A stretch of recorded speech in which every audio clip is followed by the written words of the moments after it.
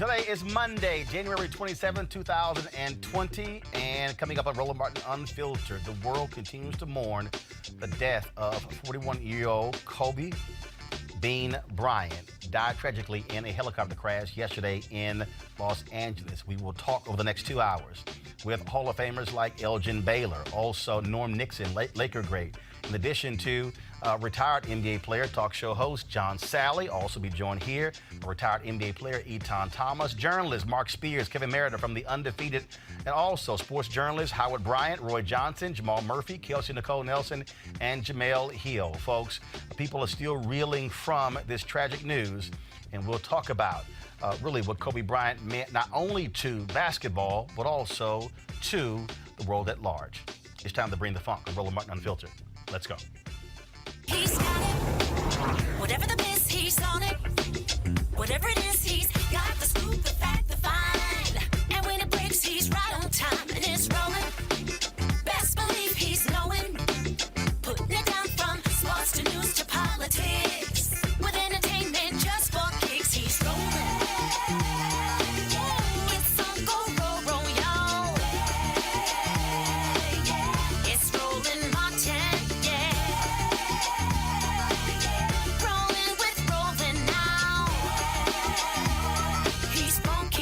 He's real, the best, you know he's Roland Martin now.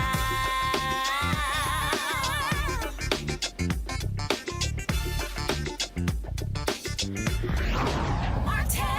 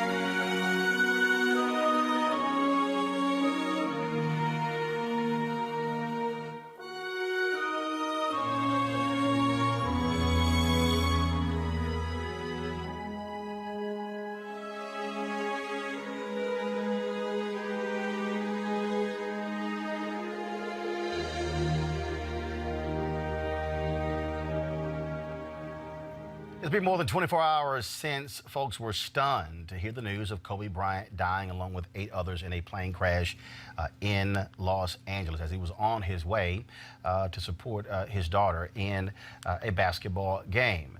He, along with his 13-year-old daughter, Gianna, died Sunday in that helicopter crash in the L.A. area. 7 other folks were killed, according to Los Angeles County Sheriff's Department. Those folks include John Altobelli, the head baseball coach at Orange Coast College in Costa Mesa, California, who played baseball at the University of Houston. His wife, Carrie, their daughter, Elisa. Also on board was Peyton Chester, a 13-year-old basketball player, and her mother, Sarah. Also, Christina Mauser, also a coach, was killed, as well as a pilot, Ara Zobayet. Now, according to police department spokesman Josh Rubenstein, they took off under foggy conditions in Calabasas, California. Visibility was so low Sunday morning that Los Angeles police, they grounded their helicopters, which normally fly every day.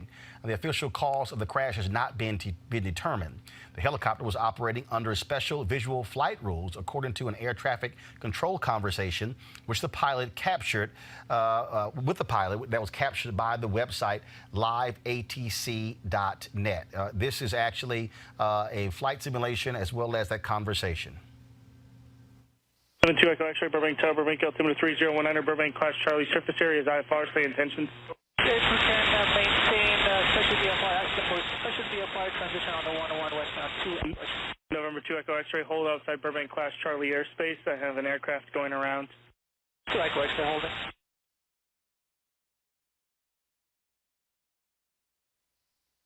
It's going to be a little bit. I got a citation on a 9-mile final, and then that go around that I just had is going to be turning base to final in about 3 minutes. Okay, we'll continue holding 2 Echo X-ray. November 2 Echo X-ray, and for your planning purposes, you can expect to transition to the north side of the airport. I just spoke with Van Nuys on the line, and they've got multiple IFR departures coming off of runway 16, so you can expect to follow the 5 north and cross that way. 2 Echo X-ray, no problem. 317 Papa Burbank Tower. You can expect a few minutes. I got a special VFR helicopter I need to get transitioning. He's been holding for about 15 minutes. South, northwest, follow the 5 freeway, maintain special VFR conditions at or below 2,500. Maintain special VFR at or below 2,500 I-5 northbound 2 Echo X-ray. Number 2 Echo X-ray, roger, and you're cleared through Burbank Class Charlie surface area from the southeast to the northwest. Copy that, we'll maintain special VFR, copter 2 Echo X-ray. X-ray, for your transition to Camarillo, did you just want to follow the 118? 118, and then we'll loop around Van Nuys to catch the 101 2 Echo X-ray. Number 2 Echo X-ray, roger. Number 2 Echo X-ray, continue following the 5 northwestbound to join the 118, and then Van Nuys will work you through. Radar services terminated. Remain that squawk. Contact Van Nuys helicopters 119.0. 2 Echo X-ray, switch you to Van Nuys. Van Nuys helicopter 2 Echo X-ray with you for the special VFR transition. We are currently at 1400. Helicopter 72 Echo X-ray, Van Nuys Tower. Wind calm, visibility 2 1/2, ceiling 1,100 overcast, Van Nuys altimeter 3016. Cleared into Van Nuys Class Delta, northeast of Van Nuys along the 118 freeway westbound. Advise when you're in VFR conditions or when you're clear of the Van Nuys Class Delta. Transition at or below 2,500 permitting. 2 Echo X-ray, advise in VFR condition, and then we'll stay on the 118, we're currently at 1400, and we have 0235. Helicopter 2 Echo X-ray, thank you. And once you clear Van Nuys Delta, did you want to talk to SoCal? Affirmative, 2 Echo X-ray. Tower for 2 Echo X-ray, can we go ahead and start turning to the southwest close to 11? Helicopter 2 Echo X-ray, approved. And are you transitioning in VFR condition? VFR condition 1,500, 2 Echo X-ray. Helicopter 2 Echo X-ray, thank you. Contact SoCal now 134.2 for flight following 34-2. 34-2. X-ray ident. So X-ray, yeah, you're still on a 1200 code. Are you requesting flight following?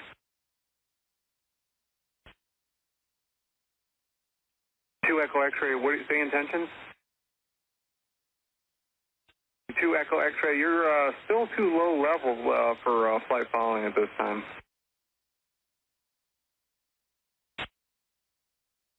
Two Echo X-ray, SoCal.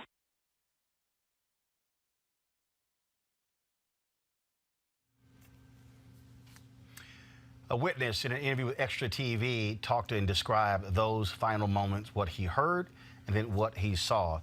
Here is that conversation. You expected, tell us what you saw, what you heard, and then what you did. I didn't see much. I finished up my preparations for a rehearsal before services, came out to get my earphones in the car. I was standing in the parking lot. This is about 9:43. A lot of clouds, very low ceiling, deck, and I heard a helicopter coming on a slow left-handed turn, probably from the freeway from Lost Hills. And as it got above me, it was almost directly above us in the parking lot, or these condominiums here, moving very slowly, maybe 3, 4, 5 miles an hour. So it was in a hover, searching hover, but I could tell from a sound engineer with sound pressure, you could tell the altitude was low. So I listened, I looked directly up, and I couldn't see it. So it had to be up maybe 100 or 150 feet in the cloud deck, because I wasn't seeing any disturbance. If the helicopter's in a hover, its rotor wash is going to be throwing a lot of air down. I didn't see any disturbance in the clouds. So I just listened to it. My alarm bells went off because I'm going, this is awfully low. And I knew that we got the terrain over there. He hit it off on an easterly track, went right over the Los Virginia Water District building right there, and still in that little bit of a left-hand turn, and about 20 seconds later from when it was here, heard the impact. What did the impact of the helicopter sound like to you?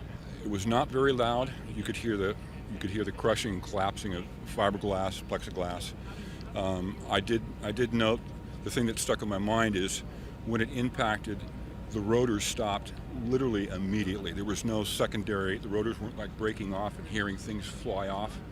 It just all stopped. So, however the impact happened, it ended very, very quickly. I hope that the occupants didn't suffer because it was very, very quick. Because it went silent within just a thump, and no explosion in the sky. I was not in a visual standpoint because of the trees in the building. The property manager Jerry, whom I work with, was standing right over here by the marquee, and he was on the phone talking to somebody, heard the impact, and looked over, and he saw the smoke because he had a visual line of sight. The clouds were low enough that the helicopter went in basically right at the cloud line. He must have just come out of it, but he flew probably straight into the hill. That's why I think he went in rotors first, because everything just immediately stopped.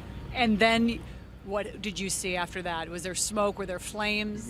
Once I immediately pulled out my phone, called 911 within 45 seconds. I was on with dispatch. They transferred me to fire department dispatch. Was speaking to them. The sheriffs were already overshot and were heading down to Mulholland Highway. And I said, they're going too far. It's not at Mulholland. It's right here at the Water District, because I know it was flying in an eastern track. It's a lot farther up. So dispatcher said, I've lived here for 50 years and I know each canyon and location. She said, I'm glad you know where everything is. And then within 4 or 5 minutes, from three different directions, 3 different fire units, sheriff, search and rescue, all appeared. Thank you for calling 911. It's a terrible tragedy. It is. I think he was just disoriented. I didn't hear any malfunctions on the aircraft.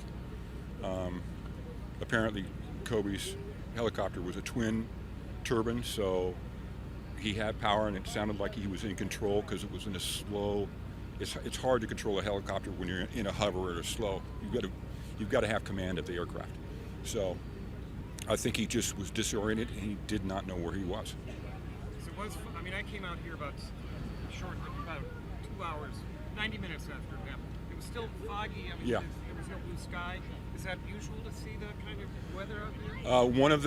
I met one of the residents who's lived here for 17 years. He said all the time that he's lived here, right in this condo here, he says he's never seen the clouds or the fog so dense or so low.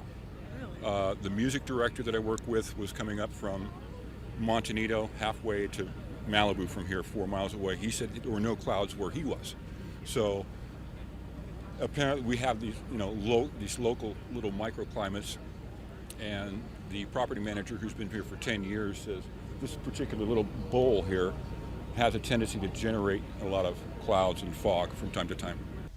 Thank you for watching. If you want more. Again, that was courtesy of Extra TV. Of course, front pages all across the country gave an indication of, again, how significant this loss was. This is the front page of the Los Angeles Times. Kobe Bryant dies in crash.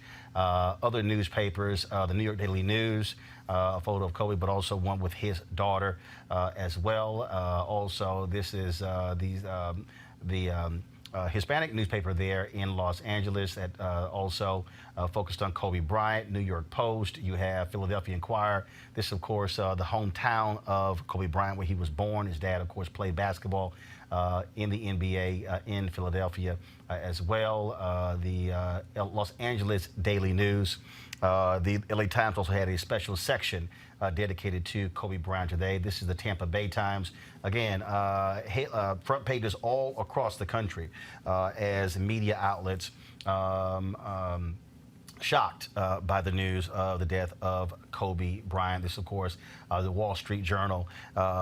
Very rare, of course, you would have sports stories on papers like the Wall Street Journal make the front page, but Kobe Bryant simply was not an NBA star, was more and beyond just even an NBA legend, was a world icon. And so folks have been reacting in so many different ways. Yesterday, as news broke of the death of Kobe Bryant, the Los Angeles Lakers were actually flying back from Philadelphia, where they had played, and helicopters captured this video of LeBron James on the tarmac as soon as they landed. Quite emotional because you guys can go and roll the video. The night before, he surpassed Kobe Bryant in terms of most points ever in NBA history. And so when you see this video, you'll understand, again, the emotion of LeBron James in terms of, his reaction. The players were stunned. He was greeted by folks on the tarmac, hugging. You can see him noticeably sobbing. So many other people. And so, guys, let me know when that video is ready. I want to introduce our panel. Joining us in studio, Etan Thomas, a retired NBA player. He joins us. Kevin Merida, of course, he leads the Undefeated, a sports site by ESPN. On the phone line is Mark Spears, longtime NBA writer who also writes for the Undefeated. And so glad to have all of you here. Mark, I want to start with you. You have covered the NBA for a number of years. You've interviewed Kobe Bryant many times. And just, can you hear me, Mark? Can you hear me? All right, guys, let me know when we have Mark's audio straight. We'll go to Etan Thomas. Here I go. There you go, Mark. Okay, now I got you. So, you've covered the NBA for a number of years. You've interviewed Kobe Bryant on many occasions. Just your thoughts on, again, losing someone of his stature at the age of 41. You know, I haven't really been reflecting much on the basketball part. I've been reflecting a lot on the person. He was the most unique basketball player I've ever been around. Extremely bright, knew several languages, was thinking about post-basketball, after basketball, quick-witted. You thought he'd have a master's degree, even though he wasn't educated. He was just a remarkable, cool person who made everybody he spent time with feel like they really knew him and were a friend. And he's just, I'm still trying to process this, man. I think it's not just NBA fans, but the world is, and hasn't really sunk in yet. Kevin Merida and Etan, I'll go to you. You played in the NBA, and I go to All-Star Game every year, and people I don't think really understand the reverence that players have for the game's legends in terms of how they treat them, how they receive them. Every year there's the Legends Brunch, the special seating for legends at the game as well.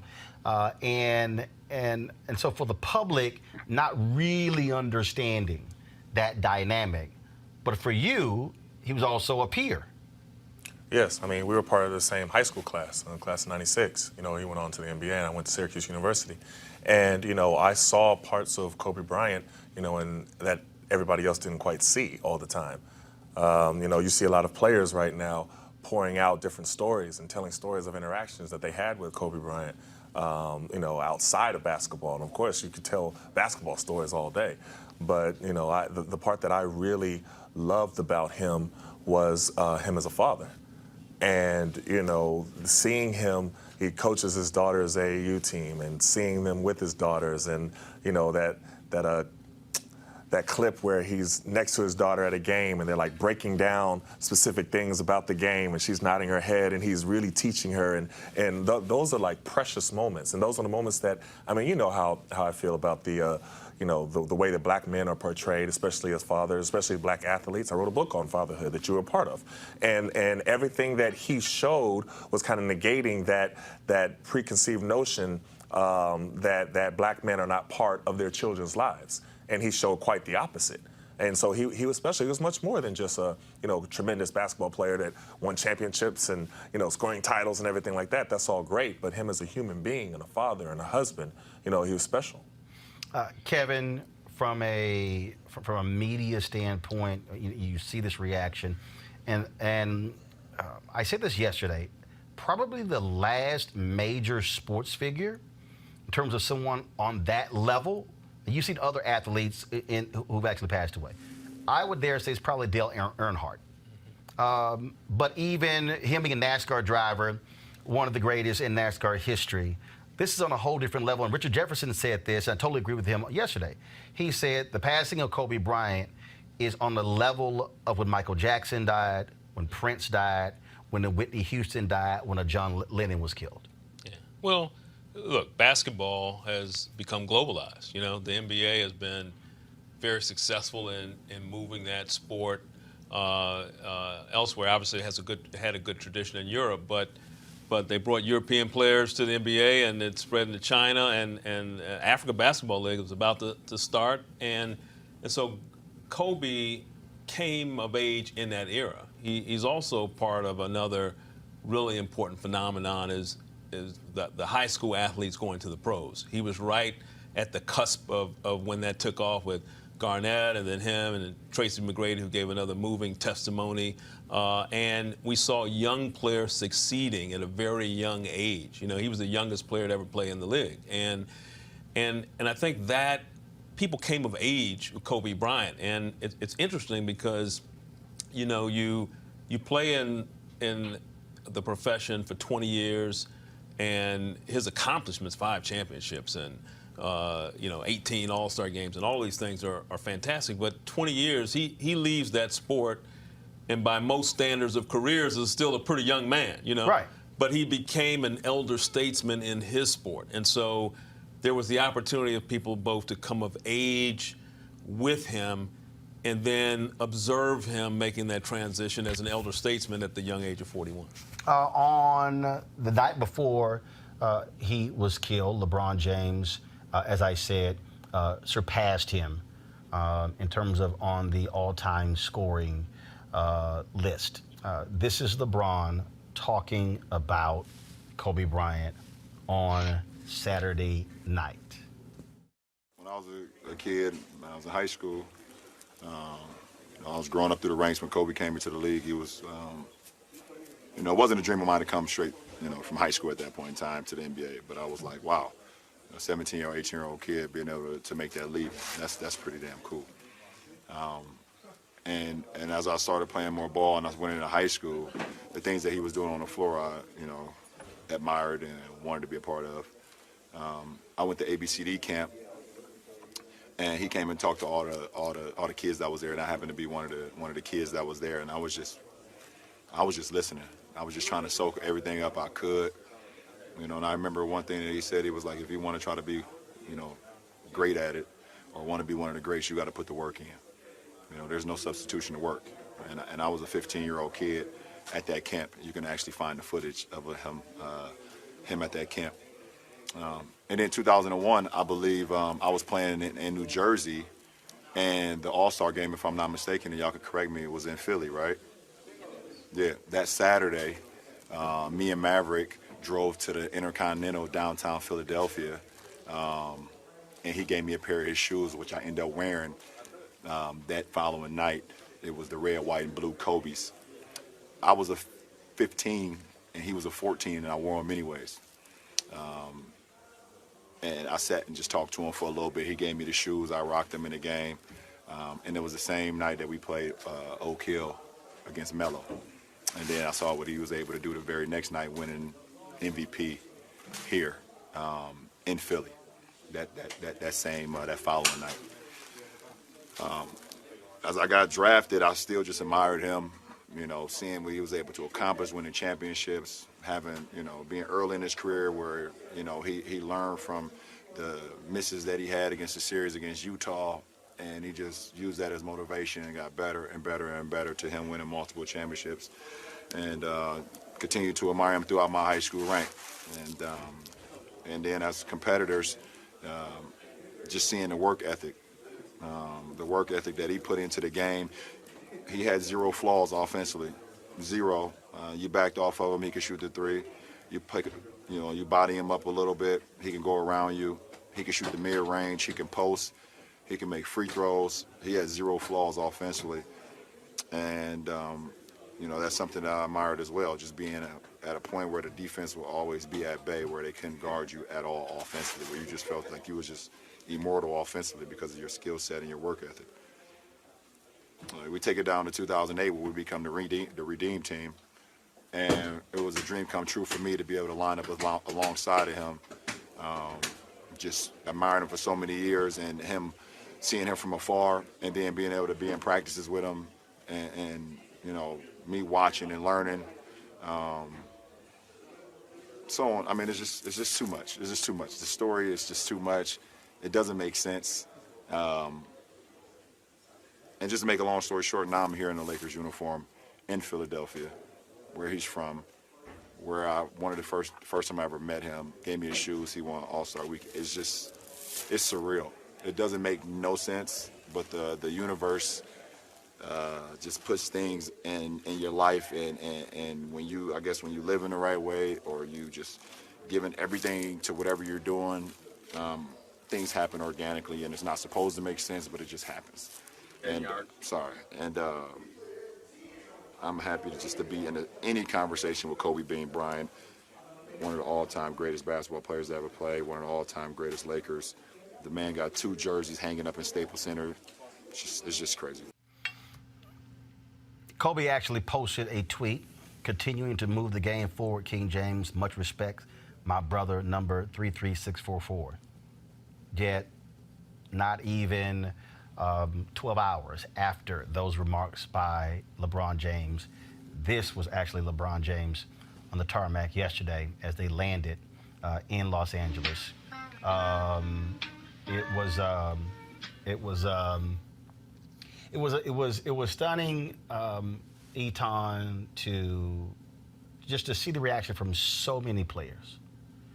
For a lot of the guys yesterday, they said, I don't know why I even played this game. You saw Trae Young, how he responded, became very good friends with Kobe Bryant. He was his daughter's favorite basketball player, and he talked about the lessons he learned from Kobe Bryant. You had Austin Rivers, who played for the Clippers, and how he talked about the game the Rockets played yesterday, the Denver Nuggets.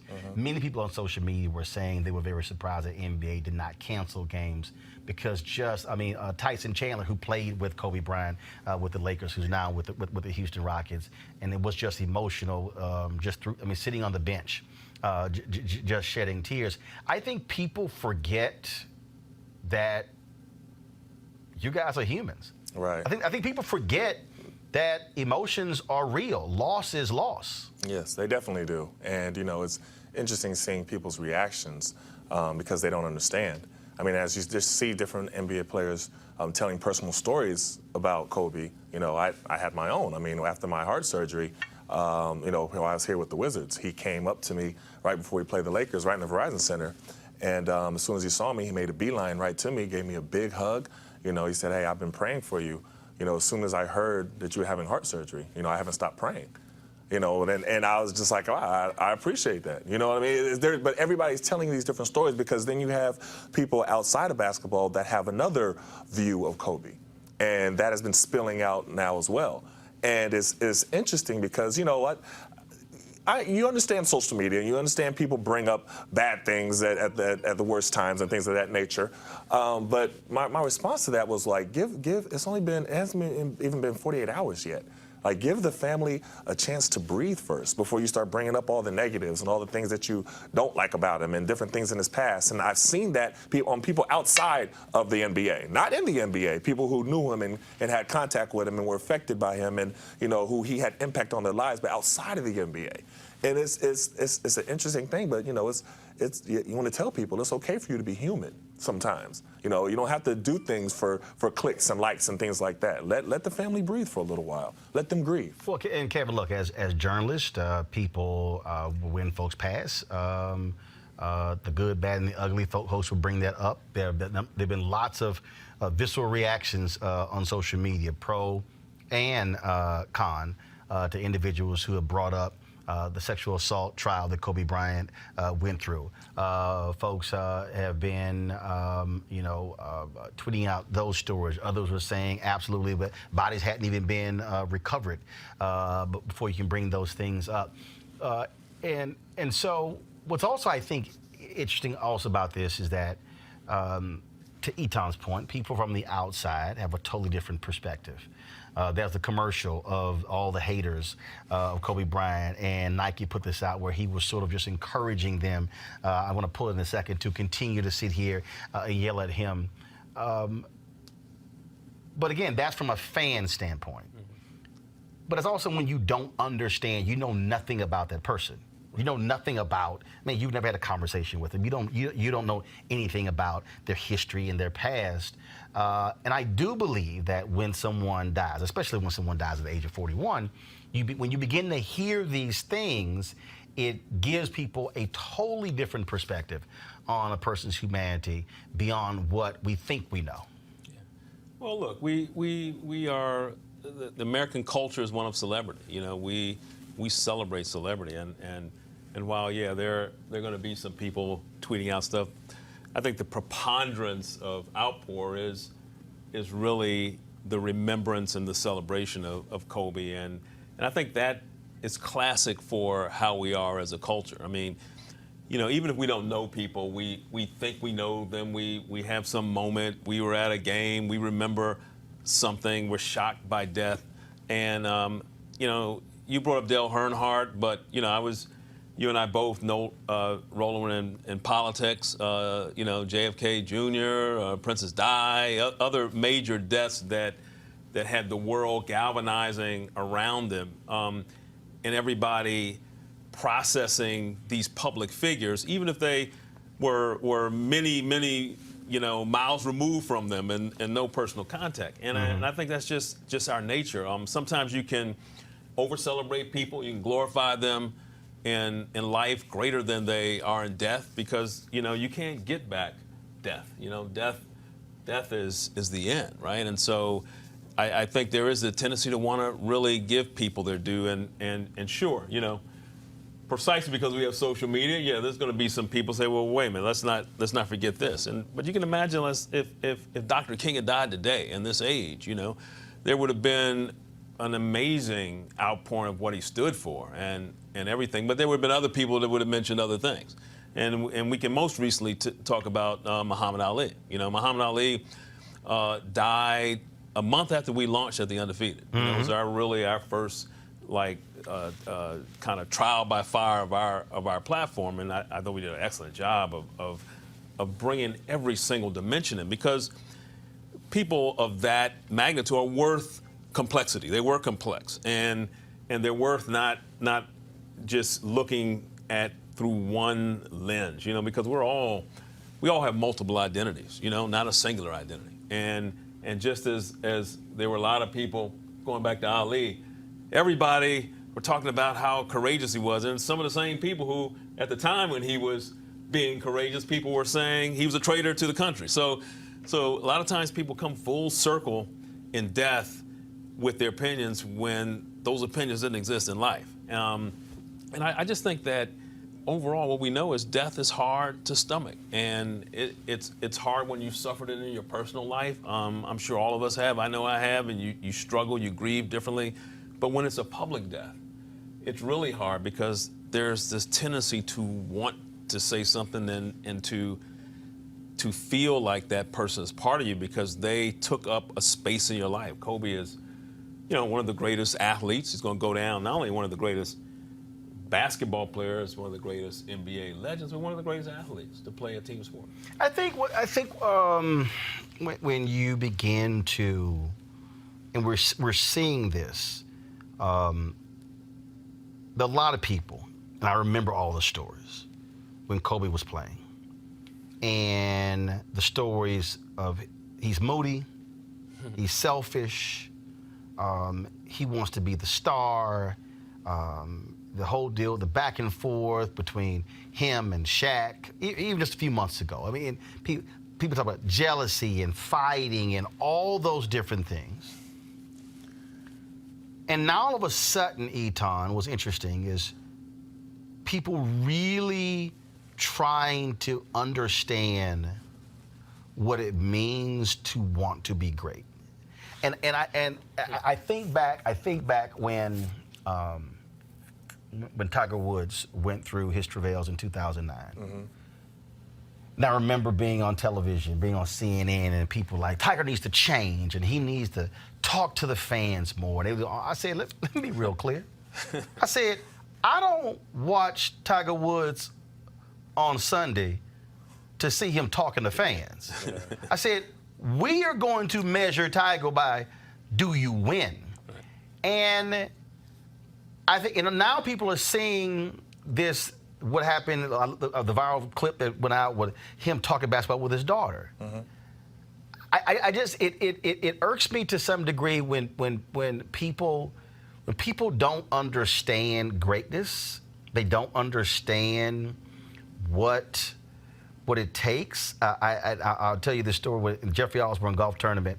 It got washed out a few years ago. And so, just massive storm came through. And so we're sitting at the table. And one of those moments where you wish there was a camera. Mm-hmm. Now, I probably had 10 of them with me. But to my right was Ahmad Rashad. Sitting next to him was Eddie Levert. Sitting next to Eddie Levert was Barry Bonds. Sitting next to Barry Bonds was Sugar Ray Leonard. And it was me sitting right here. And we're talking about greatness within our disciplines. And so Eddie is talking about just the intricacies of singing. And then Ahmad is talking about what it requires to be a top wide receiver who should be in the Pro Football Hall of Fame. And then Barry is talking about what it means to hit a ball. And then Sugar Ray is talking about boxing. And I'm talking about media. And so they're asking me about, okay, well, but how did you do that mm-hmm. when you're on television? And then I'm sitting and talking about Eddie. And so it was just this amazing conversation that Barry said something was amazing. He said, I can teach you 2 out of 10 things to make you a good hitter. I can't teach you all 10. I just can't. I have all 10. I can only teach you 2. And it was just, and now people are seeing how Kobe thought mm-hmm. and then what drove him and how he saw things. And people at his level, with no disrespect, simply see it in a totally different way than other people. Well, I definitely agree, but and the thing about it is that a lot of people just didn't know Kobe. They knew what they thought they knew. So they thought they knew him, and they thought, okay, well, I heard he is this, or I heard he is that. And that's what people can say that about any of us. Oh, I heard Roland Martin is this, this, and this. You know what I mean? Oh, I heard that Kevin is this, this, this, this, and this. But they don't know you. Right. And they have no idea about you at all. And that's what you're seeing with Kobe. You're having all these people saying all these different things right now, though. It hasn't even been 48 hours after his death. His family is still, they're in mourning. They were still trying to discover the facts as far as, how many people were on the plane. Right, because initially it was 5. Right, and then it was then with the news conference, then we find out the manifest was 9. Right, he was like, oh my God. Then initially it was his 4 daughters were on the plane. Right. Then it was. Then Rick Fox was on the plane. Right, then he wasn't on the plane. Right. Right. Man, I find tweeted like, yo, media people, chill the hell out. I can wait. And that's my problem, because then in the middle of all of that, now you want to have a conversation about his failures, about his shortcomings. You know what I mean? I just don't think that's the time to have that conversation. Now, if you want to have the broader conversation down the line and examine him totally, that's different. But right now, that's like just give the family, and with TMZ reporting it before the family is even notified, that's a whole different issue that I have a problem with. You don't have to be the first person to report something all the time when you're dealing with death. Now, I understand breaking news and you want to be, I understand that part, but with death, so the family has to find out by you reporting on it that their family member, I think that's just, there's something wrong with that. So to have that conversation when all of that is going on and you want to bring up the person's past and the things that you don't like about them and the criticisms and things of that nature, I think that's just inhumane. I do. I also think, Kevin, this thing is hitting, I think it's hitting differently, obviously, because he dies on a helicopter crash with his daughter. And then we find out the other people on the plane as well. And I think when a child dies, we certainly look at it differently. And for the general public, folks were really introduced to her just a few weeks ago when they saw that video. Because since he retired, he hadn't gone to any games. Yeah. He only started going to Lakers games this year. With her. Right. Because of her. Yeah. And so I think that also plays such a role in how people are reacting to this. This is a video, of course, them at home, and he's playing basketball with her. And remember, he has a total of 4 daughters, but this was the one who, and he would tell this story. He told it on Jimmy Kimmel, which was pretty funny. When people would say, "Man, you know, when are you gonna have a son who is going to care for the legacy?" And she would go, "Hey, I got this." Yeah. And now we find out just a month ago that he'd already filed to get the trademark to Mamacita. Yeah.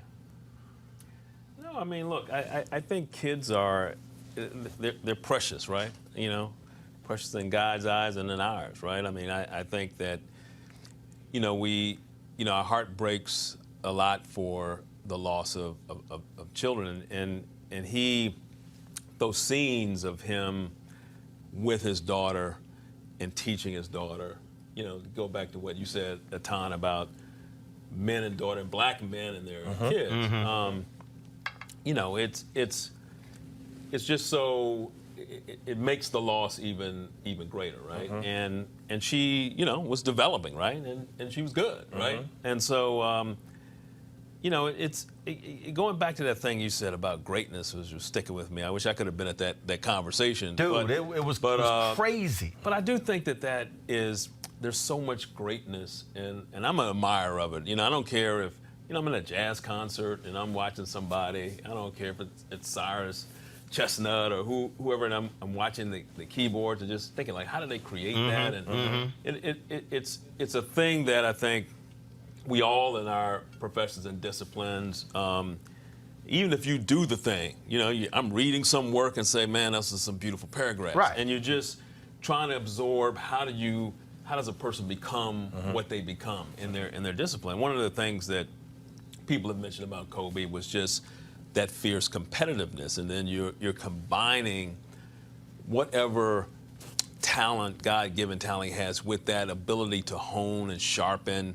and think that talent and be competitive, that edge. And you know that from being in the league, that extra bit of thing that you will yourself, that lack of fear. You know, they played that clip many times where Matt Barnes, him having a little bit of a skirmish, and Matt does the ball like that, and Kobe doesn't flinch. And that just that sense of no fear here, you know.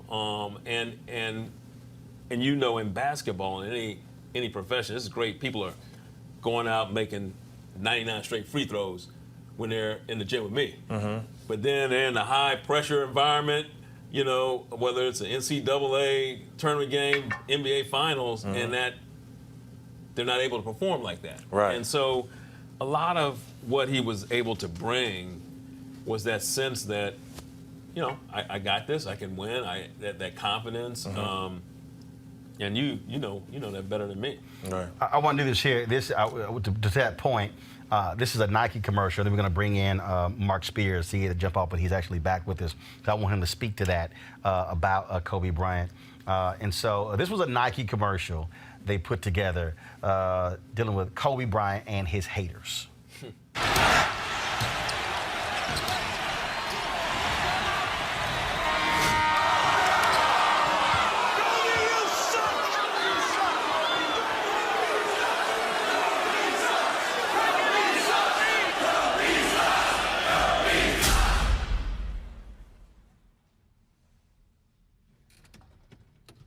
I've been hating you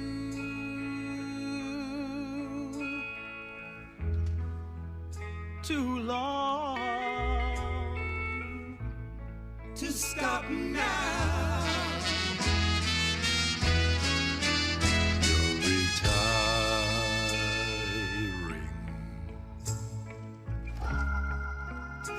fun to be free. My hate was growing stronger as you became a habit to me. Don't make me stop now. I hate you with all my heart.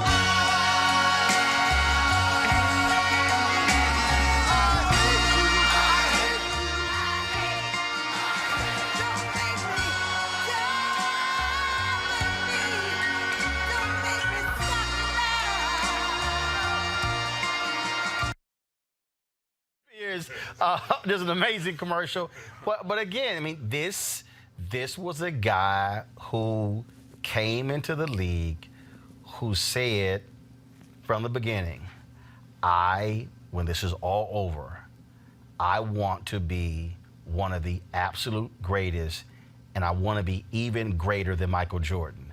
People said he was nuts, but that's what drove him. Yeah, he's that was great, man. And it's funny because they always say when a player is told that he sucks, that means they're great. Right? You don't leave that for no average player. Just that every time he showed up, you thought you'd see something special. Like that game when Kobe had the 81. That Lakers team was trash, man.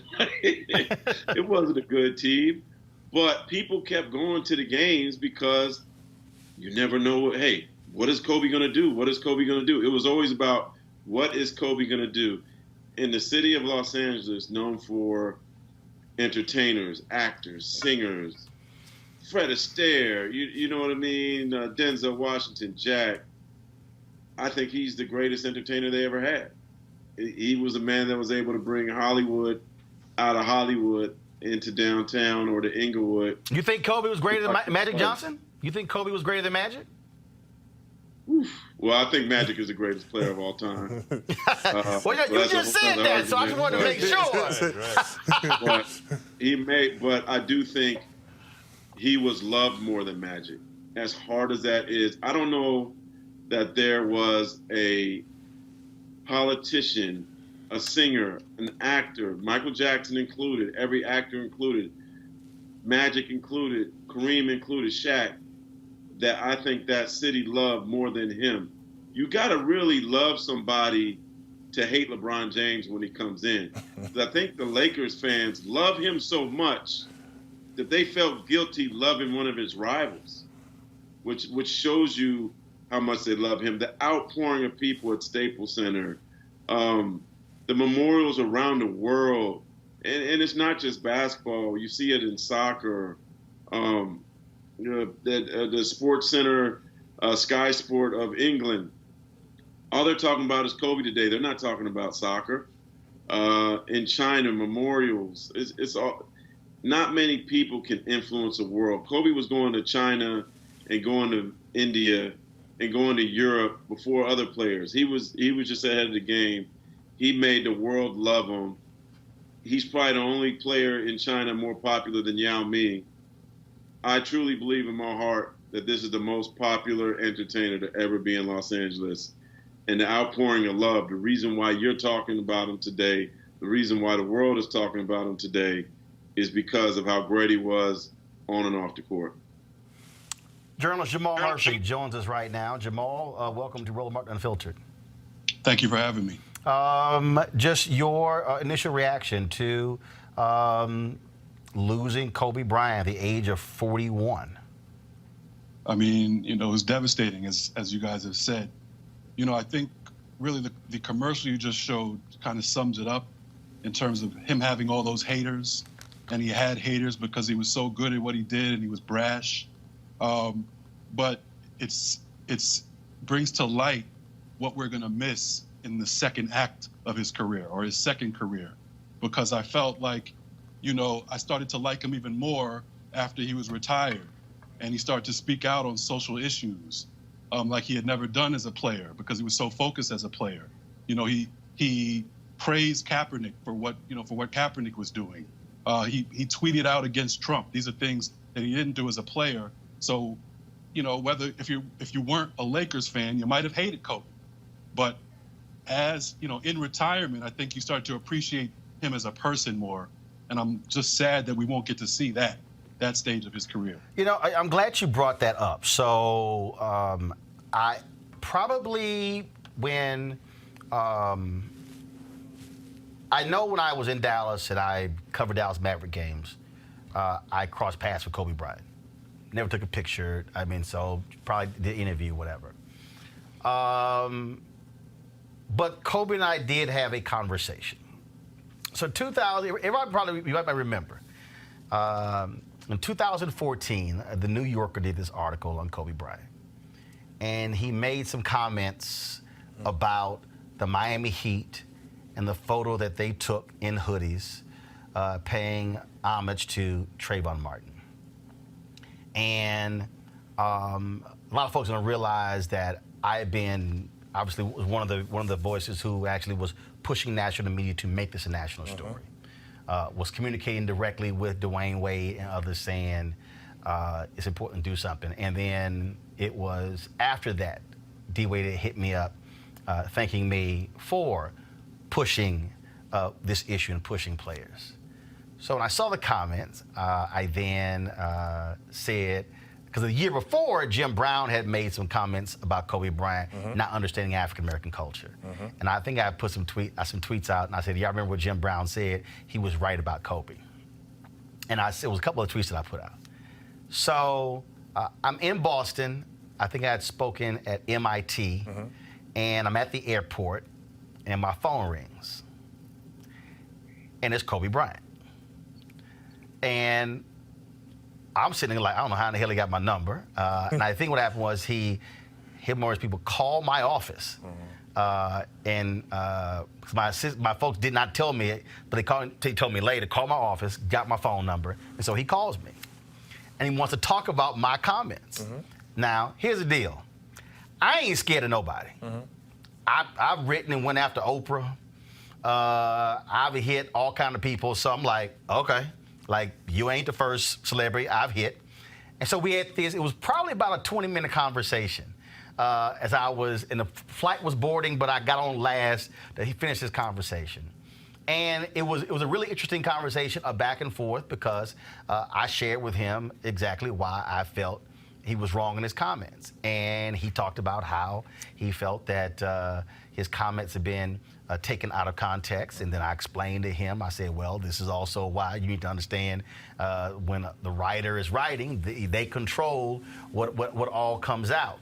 And it was this really interesting conversation, and so he said, hey, hopefully we can get together next time you're out in LA. And Mark Spears, it bothered me that, because the crazy thing is, like, literally in the last 2 weeks, when I went to Ghana, I lost, both of my phones got wet, and I realized my stuff was not backed up. It was a bunch of numbers that I didn't have, or a bunch of numbers that I lost. And I was just checking different names to see if I still had their number, and I had checked to see if I still had Kobe's number. And in the last 2 weeks, I literally said, you know what, we never connected. That was the only conversation we had. I had his cell phone number the whole time. I may have sent him a text or two. But we never connected after that. But it was interesting it was interesting to me, Mark, that he wanted to have that conversation directly with me. And he would have had it with you. And my trick is I always ask for emails, because them dudes change their phone numbers all the time. Very true. Very true. And I want my bosses there, Kevin Barrett. I want him to hear this. I was actually going to email Kobe today in hopes of getting an interview in the next couple of weeks or next month or so about the Hall of Fame, because he's going to make the Hall of Fame, and that's going to be another emotional moment when he gets into Springfield in late August, early September. And I just wish I would have sent that message earlier, just to have a last interaction with him. I often talk to him via email, and as I said, he's a guy that cared about you as a person. I sent him an email when I got the job at the Undefeated, and he knew some of my frustrations before, and he's like, look, congratulations and bring what you're capable of bringing. I felt like he was my coach, and he was good at bringing things out of people and learning who he was going to meet and beforehand and making them feel comfortable. And anybody that met him and got time with him, you guys know what it's like when you talk to celebrities and they're just passing by and just shaking hands and kissing babies. He hugged you. He gave you a moment. He asked you about you. And, I remember seeing Muhammad Ali doing autographs in Louisville, Kentucky for 90 minutes. I always remember Kobe Bryant giving every person that he met with after a game time, energy, asking them about themselves. It wasn't all about him. And I think a lot of athletes can learn from him, entertainers, singers, people. Jamal, you mentioned what he was doing now. And that's also, I think, also one of the saddest things is that we now don't get to see the second act. He was really focused on his media company. We talk about the Oscar, but also they had just put out a line of books, the studio he was developing, because he also understood how vital it was in terms of who controlled the storytelling. And I think if you look at what he's doing, what he was doing, and what LeBron is doing with media, what Kevin Durant is doing, it's amazing how this generation of basketball players really understand. I mean, stuff that Eton, that you're doing as well with media, they understand the power of controlling the narrative. Yeah, no question about it. And, Kobe especially, he was very careful with what he said to reporters. You could tell he was guarded, as a lot of great players are. And, for him, and you could tell once he was retired, he opened up and he decided to tell his story more. And, he brought his daughter into the mix in terms of opening up and allowing people to see what she was doing and that she was going to carry on his legacy. And he was very hands-on with everything he did. So, yeah, it's clear that he was trying to take control of his own narrative and write his own story in the second half of his, in his second career. And like I said, I mean, he had a great career with the Lakers, 5 championships, an MVP, scoring titles. But personally, I feel like he could have been that and more, after his career. This next career here, I'm just so saddened to know that we're not going to see that second act because the beginning of it was so promising. Eton, Tracy McGrady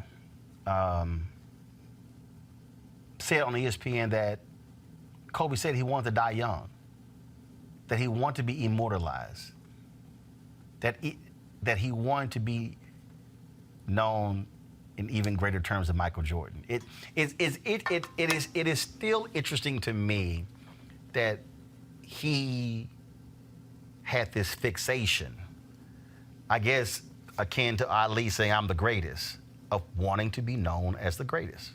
Well, wanting to be the greatest and then working to be the greatest are two very different things. And he worked to be the greatest. When you talk to different people who played with him, we talk about his unbelievable work ethic, how they would have, these long 2-hour practice or training camp, and he would come right back for a third practice, after 2 a days because he wants to perfect something else. I played with Michael Jordan for 2 years. So, then after playing with Michael Jordan, then seeing Kobe, I was like, wow, he really patterned his game after him for real. You know what I mean? So much to where how he walked, how he talked. Like it was weird when you're with somebody every day and you see somebody else that looks just like them and moves like them is kind of eerie. But that's who he was. But I wanted to mention something back to what you said about the activism. I do a lot of work with Emerald Gardner, who is Eric Garner's daughter. And interviewed her in my book, We Matter, Athletes and Activism. And she talked about what it meant to her to see Kobe Bryant wear the I Can't Breathe shirts after her father was murdered. And she said not only just him, but the entire Lakers team. She's talked about how much that meant, because a lot of times people will say, well, what is wearing a T-shirt? Is that really activism? What does that really do? You know what I mean? They were people who are trying to downplay what current athletes are doing in the realm of activism. But when you talk about the people who they're wearing it for, like the family members of Eric Garner, she talked about how she felt that they were finally heard, that somebody was speaking out for them, that somebody was there, representing them and saying that this isn't right. And she talked about how, you have your loved one murdered, and then you go on TV, and then you look on TV and see everybody justifying why he deserved to die. So having an athlete coming out and saying, no, he did not deserve to die, and taking a stand like that, how much it meant something. And she talked about that with Kobe Bryant specifically. Kevin, I don't think people also understand, like, stuff that LeBron has done. He's done a lot of stuff. And people say, well, Kobe started issue with homelessness and other issues he started dealing with after his career. Because I don't think they understand that when you have a quest to be the greatest of your career, it's a laser focus. I mean, there are videos where he's talked about why he was flying in helicopters. Because he also was talking about the amount of time he would be sitting in traffic and know how he wanted to go pick up his daughters from school. Because every 15 or 20 minutes he can have with them, it was precious to him, And so when you talk about activism, look, the greats retire at 35, 36. Yeah. Basically, what he's saying is there are things that I can do after my career is done.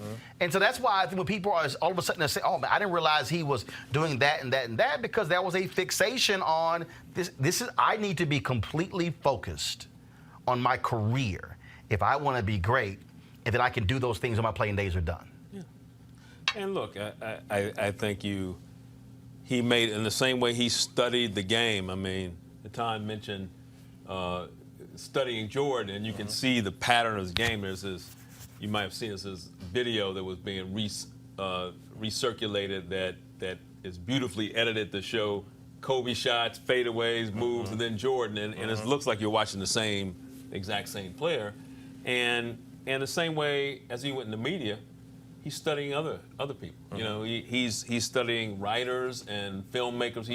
He wants to learn the craft that will give him the inspiration and also the knowledge to be great in that next realm. I mean, to win an Oscar after like 2 years after you started doing it, and even if it's just about getting with the right people, to be able to make your animation, it shows a certain kind of precision and intellect, And I remember watching Dear Basketball. I think the first time I saw it was performing live.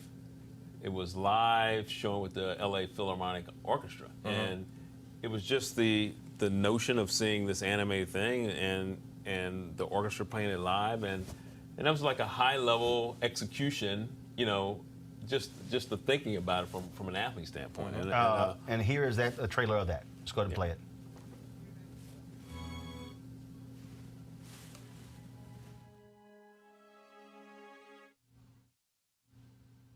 All right, guys. Let me know when we have the trailer of that Oscar winning short ready.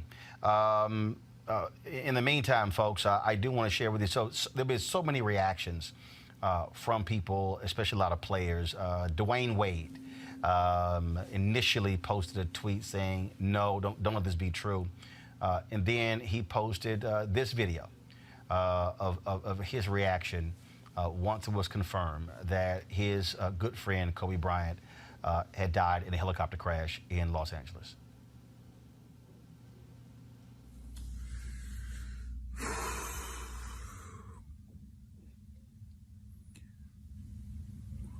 Today is one of the saddest days in my lifetime. It seems like a bad dream. You just want to wake up from. It's a nightmare.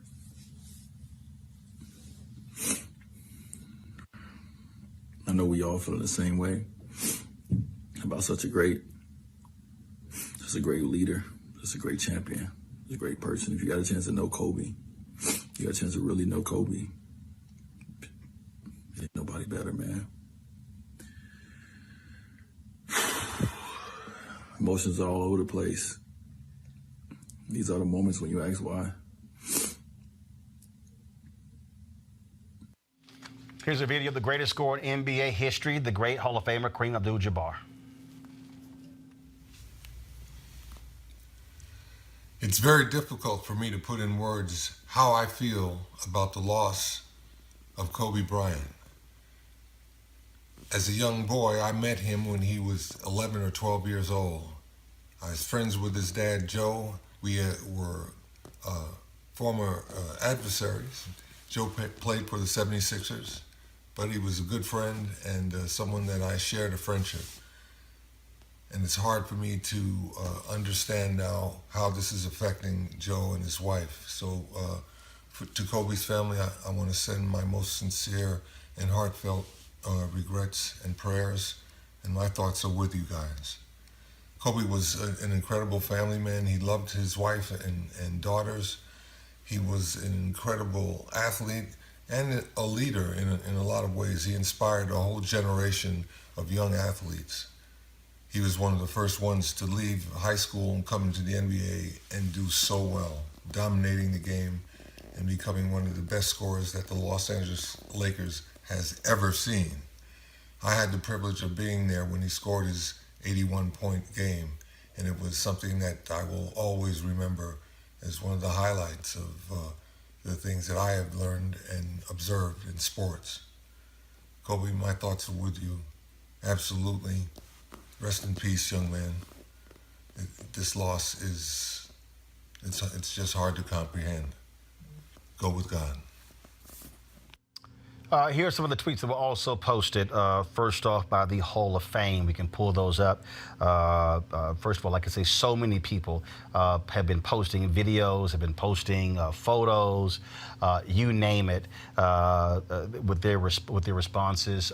This, of course, right here is Kobe Bryant will be a first ballot enshrinement to the Naismith Basketball Hall of Fame class of 2020, expected to be arguably the most epic class ever, with Kobe, Tim Duncan, and Kevin Garnett. Hall of Fame Chairman Jerry Colangelo said Kobe will be honored the way he should be. This is President Barack Obama.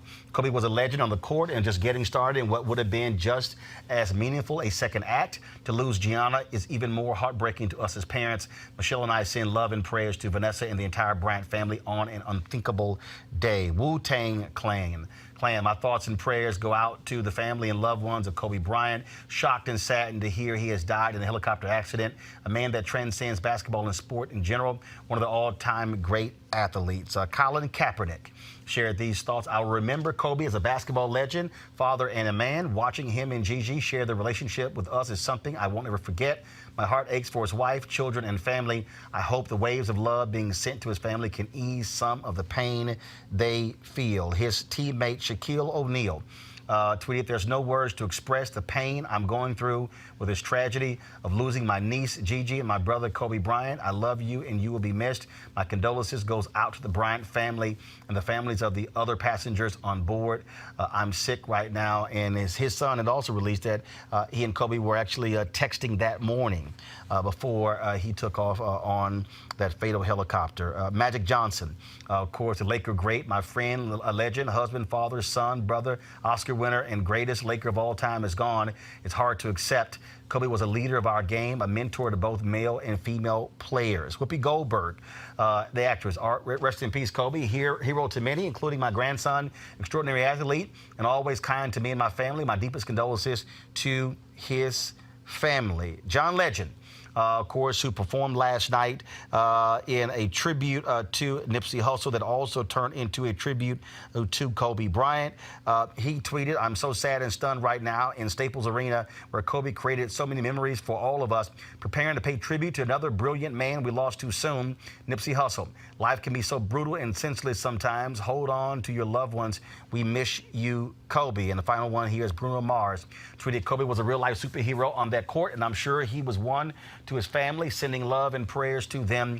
This is heartbreaking. Folks, I'm going to go to a break. When I come back, we're going to talk with Hall of Famer and Lakers legend James Worthy. We'll continue talking here with Eton Thomas and Kevin Merida as well. You're watching this Roland Martin Unfiltered tribute to one of the greatest basketball players of all time, Kobe Bryant, dead at the age of 41.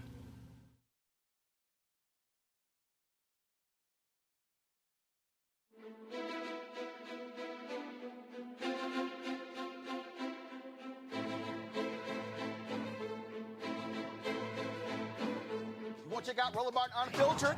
YouTube.com/Roland S. Martin. And subscribe to our YouTube channel. There's only one daily digital show out here that keeps it black and keep it real. It's Roland Martin Unfiltered. See that name right there?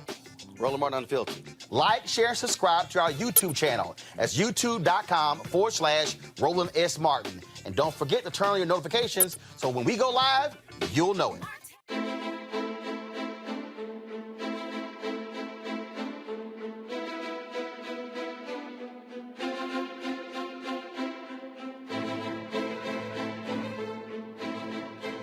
All right, folks, welcome back to this special edition of Roland Martin Unfiltered as we honor and pay tribute to Kobe Bryant. Passed away yesterday at the age of 41, dying in a helicopter crash along with 8 others in California. So many people are just shocked and saddened by this news. Again, one of the all-time greats of the NBA. Joining me right now is Roy Johnson, columnist with AL.com, longtime sports writer with Sports Illustrated. Roy, glad to have you here. Just your initial thoughts on Kobe Bryant. Well, it was a shocking day, Roland, for many of us, for most of the world, much of the world. As I mentioned to you earlier, it was reminiscent for me of the day that Earvin Magic Johnson announced he was HIV positive in November of '91. And the reaction around the world, this was obviously worse. A young man and his daughter, his 13-year-old daughter, and other tremendous people, family people, died in this fiery crash. It was just shocking for this Sunday afternoon. A young man who had so much fire in him and so much fire left to live, certainly demonstrating that he was able to not just be a great bridge. He was the bridge of greatness between, certainly Michael Jordan and LeBron James and the standard that the league needed at that time. He demonstrated a competitiveness and an outright fire that, some people may have rubbed some people the wrong way, even some teammates, but you could never doubt his competitiveness. You could never doubt his drive. You could never doubt, his desire to win championships. And so he carried the league for a long time, for many years, and passed the baton on to LeBron.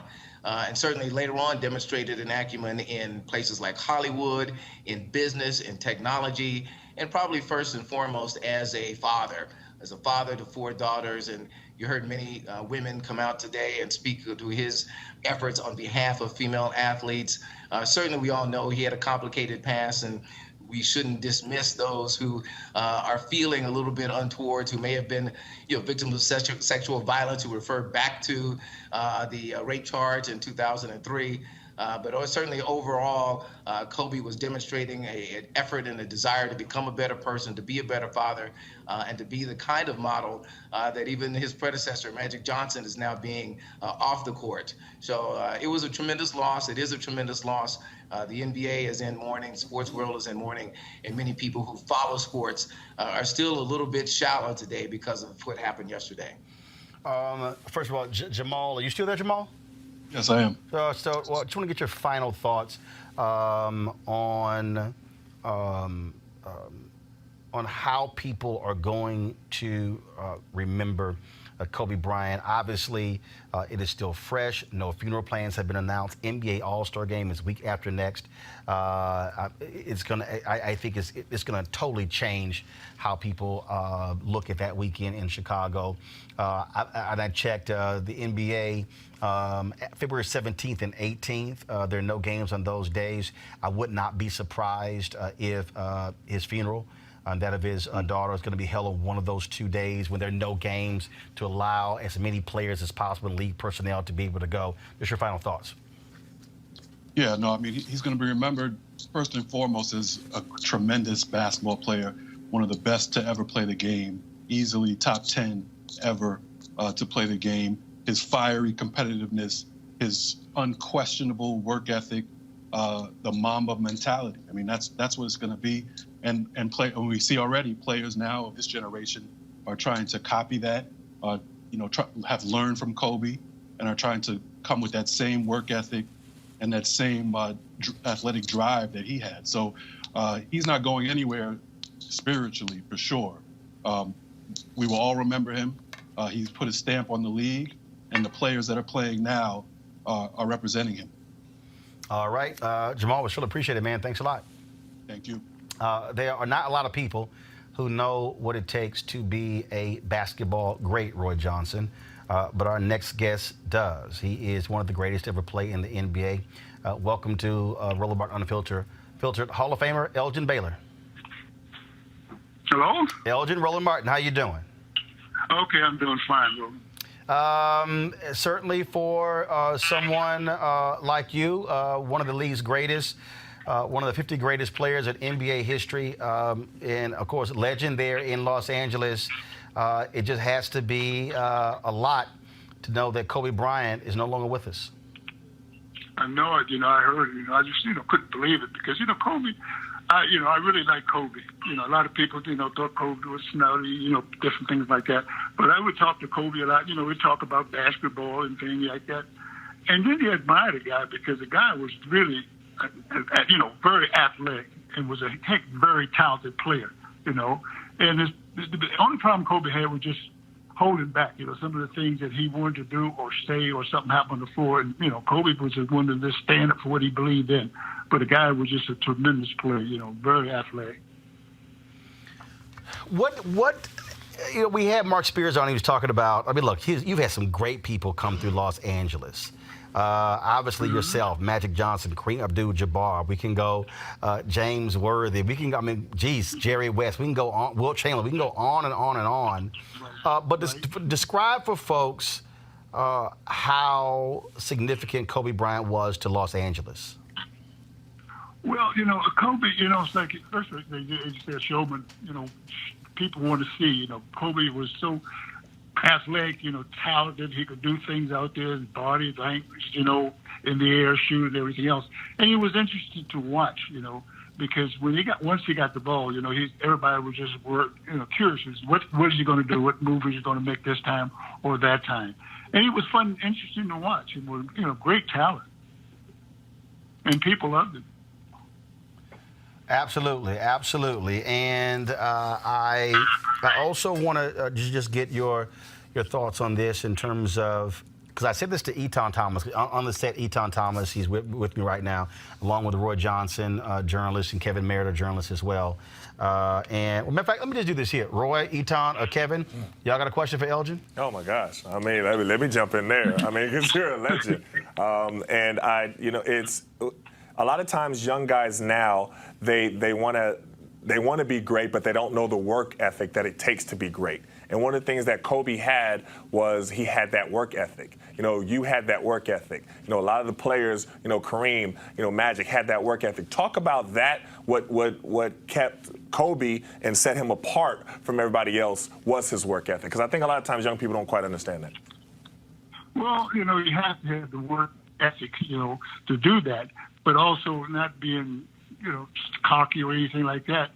But you also have, in your mind, you have to believe that you have the ability, the talent to do the things that you love most, playing. I don't think people think about that.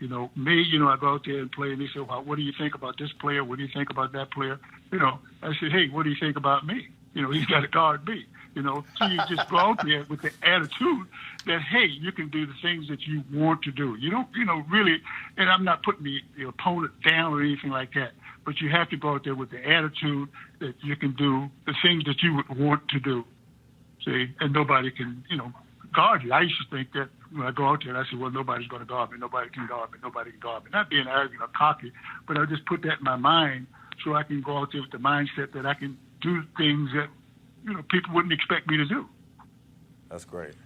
Well, I got Roy, I think I heard you trying to ask Elgin a question, and then I'm going to go to Kevin. Absolutely. Elgin, this is Roy Johnson. You touched on it, that Kobe was an extremely confident player. Always thought he was, he had the ability that he needed to accomplish whatever goal he needed to accomplish. Talk about his coachability and how difficult it was for him to absorb teaching, to absorb lessons from other people, or was he good at it? And who were the coaches and players and maybe team executives that he listened to most? I don't know because I really wasn't, close to Kobe. There's just like see him at games where you talk and say, watch him practice, say hello. But Kobe was just watching him, a couple of times talking to people. I mean, he was a really unbelievable competitor, and Kobe believes that, what you have to believe that you can do certain things, and probably like his coach wouldn't want him to do certain things. But Kobe would go out there and do the things that he thought that would be beneficial for him, because, and I could understand that because simple reason, he's the guy that got to make the play, take the foul or make the basket. And Kobe would go out there and, would think that, hey, you can't guard me. I'm going to go out there and just do my job. Kevin Meredith. Well, just to have a little fun, Elgin, this is Kevin Meredith from The Undefeated.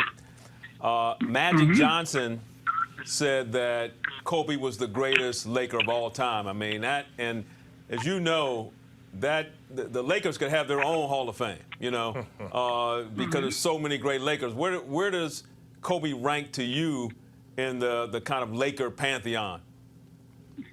I don't know. Kobe is a great player, but I don't know. See, when I played, the game was a different game. When I played, like, to be honest, I'd rather play today than I did when I played because the game was such a physical game. They could hand check you. That down, they can't do that. And by not being able to hand check you, you can do a lot of things that you normally couldn't do. If you have, excuse me, the phone is ringing the other way. But anyway, I mean, it's like, if playing then, guys would hand check you. And you have guys that were strong guys, big, good hands, and they can almost guide you and direct you the way they want you to go, position, And so it's different, once you don't have that, you can do the things you want to do. It's a different era. It's different. Guys are different today than it was when I played. So basically what you're saying, Elgin, I am not going to say he was the greatest Laker of all time. If you carry further, Elgin, if you guys are playing to 11, one-on-one, you and Kobe, with the rules of your era, who's winning that game? If we had to play, what you mean? You and Kobe one-on-one with the rules of your era, who's winning that? No, it would be difficult. It would be difficult. I mean, with the rules that they have and the rules they have now, when I play, guys could would foul you, give you foul, hold, and everything else. I know. Well, Kevin is asking, Elgin, if you in your prime and Kobe is in his prime, and y'all going one-on-one, you could have took him? Oh yeah. They said, "Oh yeah." See, that's when you know you're talking to a great. It don't matter what their age is. Right. Yeah, I'm gonna take him out. Not being cocky or arrogant, but you have to believe that. I don't believe anybody could check me. I had no problem with anybody guarding me. I like that. That's not what Gus Johnson said. What do you think about so and so and all that stuff? I said, what do you think about me? I like that. He's got to guard me. I'm not worried about him.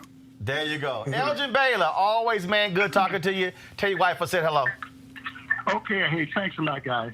I appreciate it. Thanks a bunch. Okay. God bless you. That was great. See, look, let's be real clear. That was great. It's like, see, that's also what I think is always interesting whenever you have these conversations.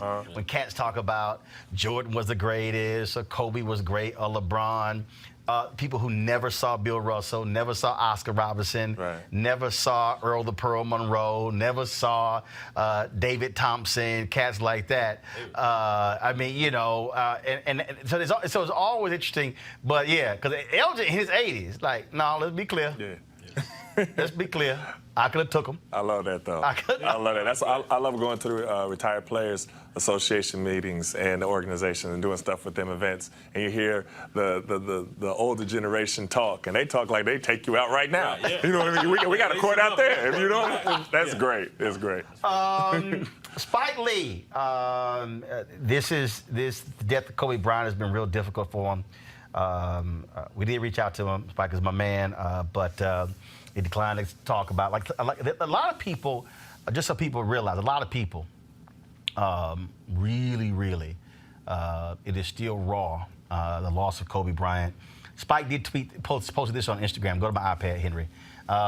When Kobe dropped 61 on the Knicks on February 2nd, 2009, Kobe signed the score sheet. and gave it to Spike. And what's interesting is what he wrote on here. He wrote on here, it said, to Spike, you're the best, Kobe 24. P.S. Spike, this shit was your fault. Him dropping 61. Spike also did the film, Kobe Doing Work. And after the game, they recorded Kobe's commentary for this. The thing, we were just joking, Roy, there with Elgin Baylor. But the thing, like, we'll never forget, when Kobe went up against Jordan, Kobe's whole deal was, I am not scared of Michael Jordan. I mean, he went at Jordan like, okay, you want to ball? Let's ball.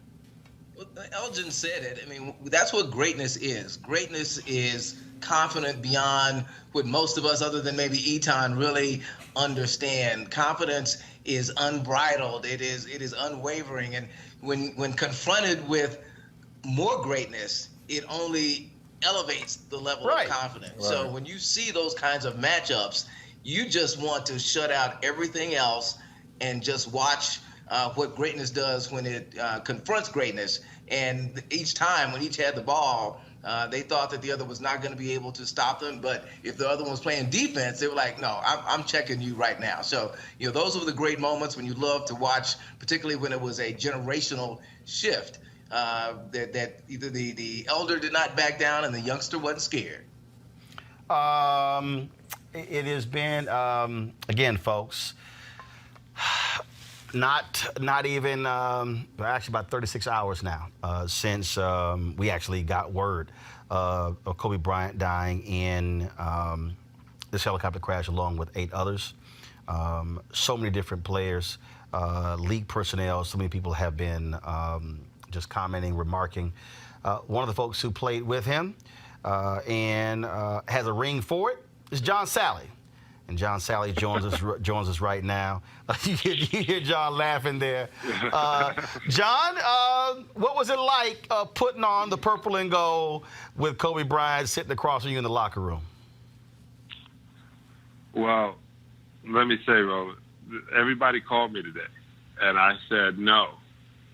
And then I got a text, and I said yes to being on your show. I love everything you do. I watch you daily. Just want to make sure I did that. I appreciate it. The funny thing is, me being a Piston first, that means I hate everybody else in the league. So putting on that yellow jersey, they don't have white.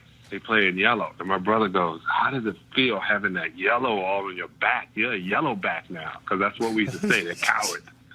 It was sticky, but it felt great. And I was the first to wear 16. I got to be with Kobe when he was 21, 2021. We talked about everything before in the league. He watched tons of tape to the point where the tape he was watching was VHS. They would bring a VHS, set it up in his room, and he would watch players from the past. And he would take something from all of them, as we would say, from all of the masters, and became a grandmaster. He was an unbelievable person, and he said he did everything young. And in the amount of time, 41 years, he got so much done. The thing that we were talking about this earlier, and all these people have their own thoughts based on what they heard and understand about Kobe as a person, being moody, challenging other players, not wanting to listen to coaches, things along those lines. You were in that locker room with him. What you saw up close, what made him him? What was it? It was his desire not to be the next Michael Jordan, but be the first Kobe Bryant. I literally said that to him. I said, so you're going to be the next MJ? He goes, no, I'm going to be the first Kobe. I said, so what do you want? He said, I want to be the greatest player to ever play in the NBA. That was his answer at 20. And arguably, which I have gotten in tons of trouble on ESPN about when I was saying Michael wasn't the greatest player ever. I said, because, time is still going. Great entertainer, great time. Kobe just expounded on everything MJ was doing. He may have laid the path, but Kobe was a trailblazer as well. From his shoes to his commercials to his court case, to literally, he showed you how to be humiliated in front of everybody, how to do something that put you in a crazy position. He was vindicated, thank God. But then he just kept going on being great in his sport and let all the rest of it fall where it may. Like, have your idea about him, what you may have, but he was a human being human. And he was a great one. And I'm telling you, when you just talk about the basketball, I played him one-on-one every day. Now I'm 36 at the time. I'm tired as hell after practice, but he stayed there. He got up early. He was in the gym. I'll tell you this one story. When we were in Miami, he just turned 21, so he goes to the club with me. He never gone out because he wasn't 21. We in Miami, so I don't need to say anymore. And to the point where Roland was serious, girls were like, "That's Kobe Bryant," and the bathroom was crushed. Really, it was just for the mirror. And as they were coming at him, he was deflected him. He was like, "Sal, I got to go back to the hotel." I said, "It's 12 o'clock. No. It starts at 12. He goes, "No, I got to train in the morning." I said, "We don't have practice until 12. He goes, no, my trainer's flying in. And he flew his trainer into every city on the away game. And they trained 6 o'clock in the morning to 8 o'clock. Wow. That, and I would tell people, I said, this stuff that y'all wouldn't know, that he was definitely an outlier when you put more than 20,000 hours into making him the best he could possibly be. He was in that thought process, challenging players. Let me tell you, if you show up to work and the work counts on everybody doing their job and you get to work and you thinking about something else, something you left in the room, something you got to do tomorrow, it's going to make you pay attention to those 48 minutes. Think about how many times he had to take a private jet to a plane, play in a game, and then go right back to dealing with not being put in jail forever. Focus. The best focus ever. Got three folks here, Roy Johnson, Eton Thomas, as well as Kevin Merida. Eton, you got a question, John Sally? Well, you all owe me money, too. I like to hear former players tell personal stories about Kobe, pretty much to negate a lot of the negative stories that I've been seeing. We talked about this earlier, and that really irked me that people would use this time to talk negatively about someone that just passed. But could you share a personal story that you've had with him, this that people don't know, another one that is a heartwarming story, that why he is such a special friend off the court, outside of basketball? All right, so I went to the studio with him. Some people didn't think he could rap. I thought he could rap. I went to the studio. He could play basketball. He could rap. Kid did it all. And, I'm in this unbelievable fraternity, probably the best fraternity on the planet, Omega Psi Phi Incorporated. You lost your damn mind. You know that's a little youth group. If you ain't an alpha, you're an imposter. Go ahead. You can tell by the greatness. But listen, and his brother-in-law was an Omega too. And as a brother said, there's a word we use in Omega, it's called discretion. And I was like, word, he taught you something. That's good. And so Omegas have discretion? Shocking. Go ahead. I'm sorry. Go ahead. And he pointed, and he was pointing at Vanessa. And I said, well, hey. He goes, yeah, it's my girl. I go, what? When you got time? He goes, yeah, man, He said, that's it. I'm going to marry this girl, man. This is it. I said, man, come on. You just turned in 21. Don't give up your 20s. Take it from somebody who's been married 26 years. Keep your 20s.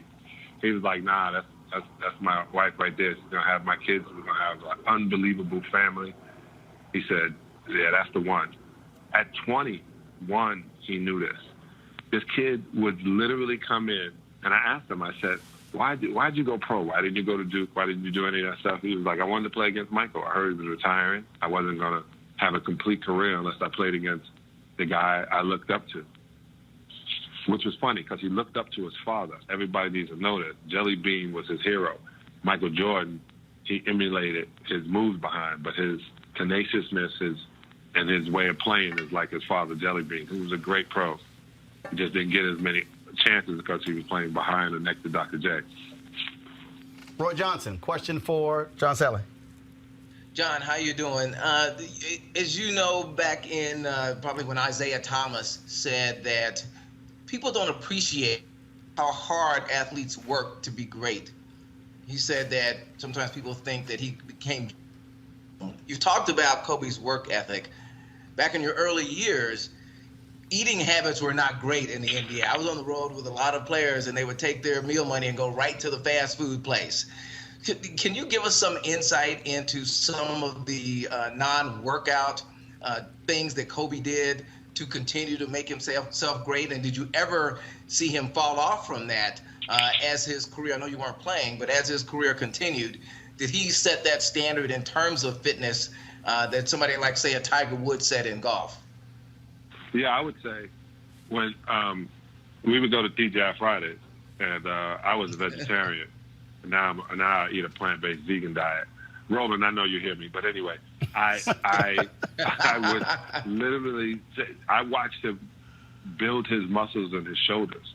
I watched him literally. He got some tattoos too, which was weird for me because he was so, again, doing what everybody else is doing. But he wound up.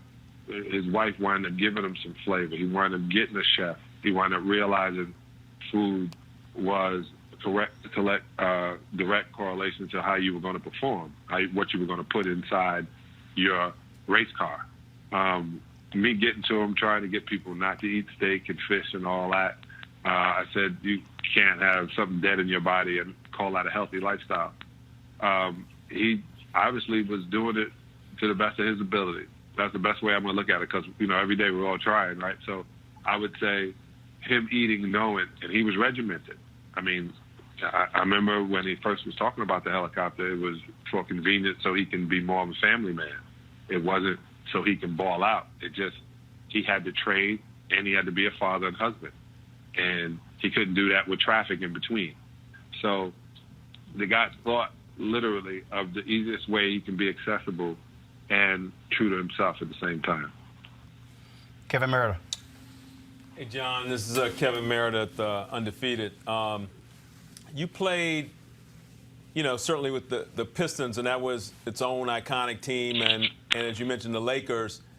And so you had some different models of leadership on teams. And what was the model of Kobe as a leader at the Lakers when you were there? Would you describe that? Well, the difference is Kobe was quiet when I was there. Ron Harper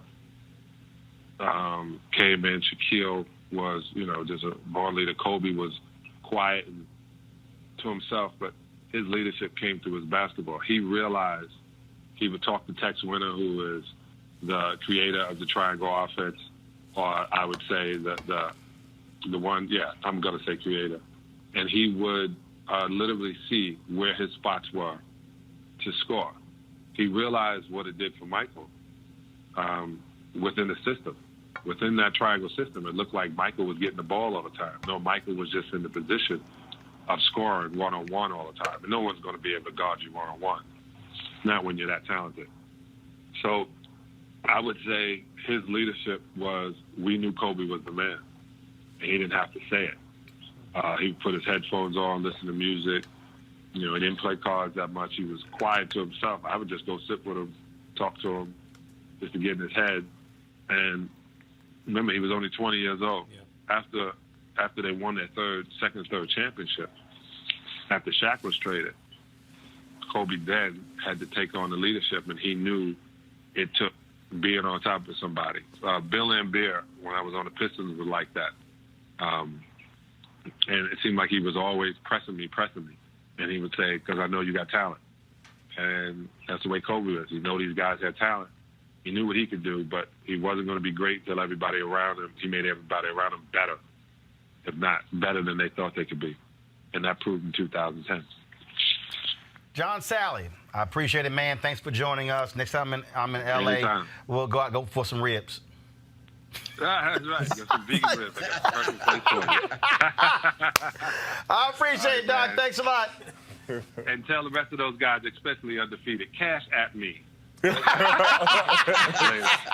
was for you, Kevin Merida. I got it. That's right, Kevin. All right, John, thanks so much. I appreciate it. Folks, shortly we'll be joined by James Worthy, another Los Angeles Laker great and Hall of Famer. Folks in control room, let me know when we have James on the phone. It is interesting, Etan, the point you made earlier when you talked to guys who played with him, not just played against him, who played with him, who, and again, for people who don't realize the amount of time you spend with teammates. I mean, they see them if they had drama at home, they see it walking to the locker room. The things in terms of stuff with family and kids and seeing on the road. I mean, all those different things go with it. It is a different understanding when they're sharing those thoughts about that particular person. No, completely different. And that was my point, that, you know, people outside that are doing all this criticizing and demonizing, they didn't know Kobe. You know what I mean? They don't know anything about him. And that's why I asked him. I was like, well, share some personal stories, because these are stories that people didn't hear. And I remember, you know, social media is relatively new. You know, so you know, back then, even when I was playing, there wasn't any social media. You know, and so they're just knowing what reporters write about them. So that's why when you have, you know, Kobe Bryant making a statement about, you know, the players after Trayvon Martin was murdered, you know, the reporter completely misinterpreted his words. But now you have guys that can go to their own social media and say exactly what they want to say. No, this is what I have to say. I don't need you as a media to be able to interpret what I say. Now, we could do a conversation after what I say. You know what I mean? You could do the follow-up, but if I really want to say something, I could use it on my own. Players back then didn't have that. You know, John Sally didn't have that. James Worthy, who were going to be Elgin Baylor, they didn't have that. So it was a lot different. But yeah, people they didn't know Kobe. And when you hear people who played with him, on the team with him, you know, you hear a completely different story. It's a different life when you have to slip on that purple and gold, knowing full well you're walking in the footsteps. You look at the rafters, you walk in the footsteps of the Jerry West, of the Elgin Baylors, of the Wilt Chamberlains, Kareem Abdul-Jabbar. I mean, the list goes on and on and on. One of those folks is James Worthy, North Carolina great, and of course, Hall of Famer himself. One of my golf buddies, James Worthy. Welcome to Roland Martin Unfiltered. Roland, how are you, buddy? Man, doing great, doing great. Hate to have to talk to you under these circumstances as we pay homage to the great Kobe Bryant. Yeah, it's a tough topic right now. You know, unexpected death that happens so quickly and so suddenly, and it happens to someone that you watched grow up over the last 20, 21 years. And, you know, his daughter, Gigi, who they had a remarkable relationship as she was starting her journey, trying to learn the game and be like her dad. And then, of course, the other families involved in this tragic situation. It's just something you don't expect. But something you do have to accept and acknowledge and move on. You know, when we had Elgin Baylor on earlier, and obviously one of the 50 greatest in NBA history, Hall of Famer, you a Hall of Famer. Just share with the public what you have to do to be great, what you have to go through mentally and physically to be one of the greatest to ever play the game.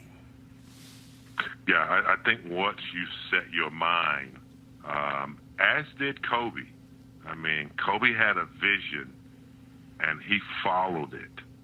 And, you know, once you set that goal, I mean, you have to set that seed in your mind that no one's going to deny you that opportunity. And followed by that is a remarkable, you know, discipline and commitment to the craft and sacrifices. You know, when you're in high school or college and everybody else is at the mall or, you know, hanging out or partying, you have to make that sacrifice to really, you know, enhance your game. And Kobe did that. He sought out the best, and he tried to defeat that. Michael Jordan was like that.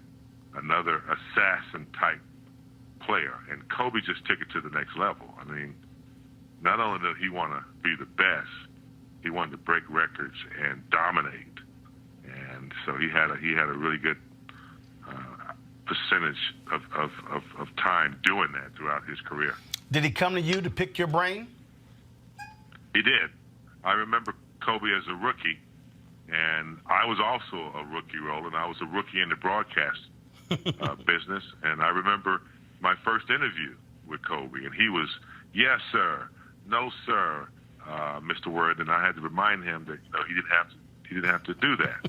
And then I watched him, really start to hone in on his craft, and then later on, about his 8th year, he called me, and he wanted to pick my brain because my specialty was footwork down in the post, and I didn't see where I could enhance his game at all, but he wanted to pick my brain on certain things that, he was trying to do. And then later on, when Byron Scott was coaching and I was helping Byron with some of the big men, again, he would call on you to try to pick your brain about stuff that he was already great at. So he never stopped learning. And that was something that was just really fascinating. Up until his 17th or 18th year, he was still, figuring out what he could get from Akeem Olajuwon, what he could learn from James Worthy, how he could, learn from some of the great players that he, picked their brain. So, yeah, he was constantly trying to get better and trying to, have an edge. I'm joined here by Kevin Merida, Etan Thomas, Roy Johnson. Each one of them got a question for you. Kevin, you go first. Well, you're one of the legends, James. Magic had said earlier that he thought Kobe was the greatest Laker of all time. I wonder where you saw Kobe and how you evaluated him in the Laker pantheon, because you guys got your own Hall of Fame. Yeah. For a long time, man, Kareem's been my guy. When they said who's the best player ever to play in the NBA, Kareem, 4 years of college, academic All-American, 3 years of varsity and once on the JV when freshmen couldn't even play on the varsity. But I remember when Kareem came here from Milwaukee,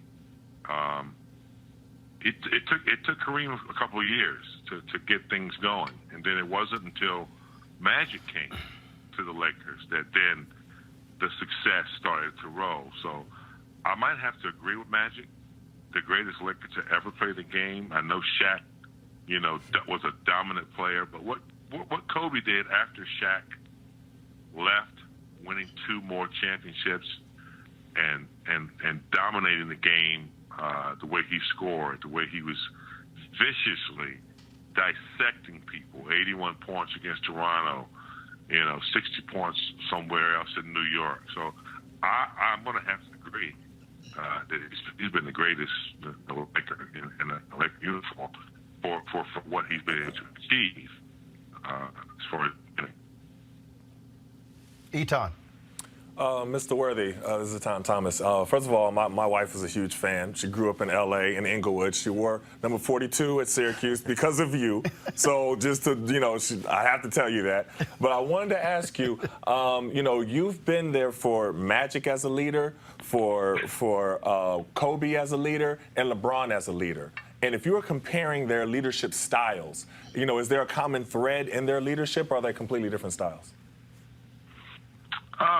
Well, first of all, Etan, we love everything that you do, man, post your career. You're a conscious brother, and you keep it real, and we support everything that you do. I appreciate that. But Magic was a leader. Magic enhanced everybody around him. He was a distributor. Magic knew how to monitor people constructively. I remember when I was going through a shooting slump, and I needed some extra shots. Well, I'd come into practice early, and instead of a ball boy, throwing me balls or throwing me back my rebounds, Magic would be out there. That's the kind of leader he was. Magic and Kobe was a different kind of leader. You know, Kobe was like, in your face, you got to work hard or else. You know, he really pushed you, you know, to the limit, almost antagonizing you in practice. He was a beast. You know, if you were weak, he would just trample all over you and wouldn't give you, you know, that's the kind of leadership he was. You know, I'm going to trample over you, and then you follow me. You know, he expected excellence. You know, if he was working hard, he expected you to work hard. Different kind of leadership. LeBron, similar to Magic in a sense, distributor. You know, enhancing everybody else around him. Think pass first, kind of a leader. So they all have leadership qualities. Kobe's was, if you're not ready, then your ass is going to get left behind, or I'm going to run over you. He was just that kind of assassin, night in and night out. Roy Johnson. James, we've talked a lot about Kobe's greatness on the court, and I'm interested in his evolution off the court. You played with Magic, and you know that Magic was preparing for his post-career from the day he arrived. He would pick people's brains if they're the people who were sitting courtside. If he ran into you in an airport or someplace like that, he was always picking the brains of smart people and successful people.